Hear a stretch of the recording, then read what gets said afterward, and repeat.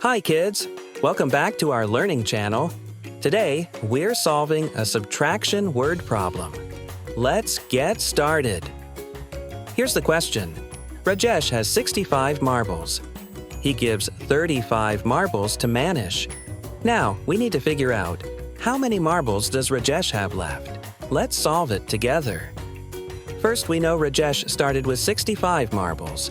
Then, he gave away 35 marbles. To find out how many are left, we need to subtract 35 from 65.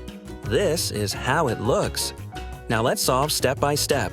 Look at the ones column first. We have 5 minus 5. What's the answer? That's right, it's 0. Next, we move to the tens column. Here we have 6 minus 3. What's 6 minus 3? Yes, it's 3. So, 65 minus 35 equals 30. Rajesh now has 30 marbles left. Great work, everyone! That's all for today's lesson. Subtraction is easy and fun when we do it step by step.